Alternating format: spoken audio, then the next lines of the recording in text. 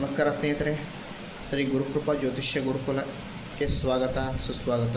ನಾನು ನಿಮ್ಮ ಅಜಯ್.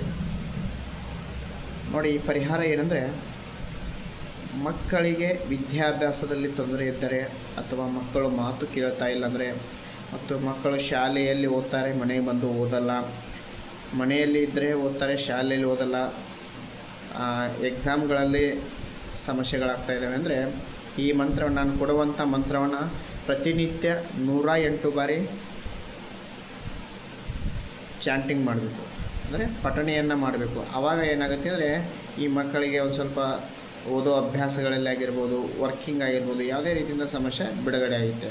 ಸೊ ಈ ಮಂತ್ರ ಯಾವ ರೀತಿ ಇರುತ್ತೆ ಅಂದರೆ, ಓಂ ಶಾರದಾಯ ಹ್ರೀಂ ಸ್ವಾಹ, ಓಂ ಶಾರದಾಯ ಹ್ರೀಂ ಸ್ವಾಹ ಅನ್ನೋ ಮಂತ್ರವನ್ನು ಪ್ರತಿನಿತ್ಯ 108 ಬಾರಿ ಜಪಿಸಬೇಕು. ಅಥವಾ ಆಗಲಿಲ್ಲ ಅಂದರೆ ನಿಮ್ಮ ಜನ್ಮವಾರದಂದು, ಅಂದರೆ ಮಕ್ಕಳ ಜನ್ಮವಾರದಂದು ಈ ಮಂತ್ರವನ್ನು ಬೆಳಗ್ಗೆ 6 ಗಂಟೆ ಒಳಗಡೆ ಇದನ್ನು ಮಂತ್ರವನ್ನು ಪಠನೆ ಮಾಡಬೇಕು. ಅಥವಾ ಸಾಯಂಕಾಲ ಸೂರ್ಯಾಸ್ತವ ಆದ ನಂತರ ಈ ಮಂತ್ರವನ್ನು ಪಠನೆ ಮಾಡಬೇಕು.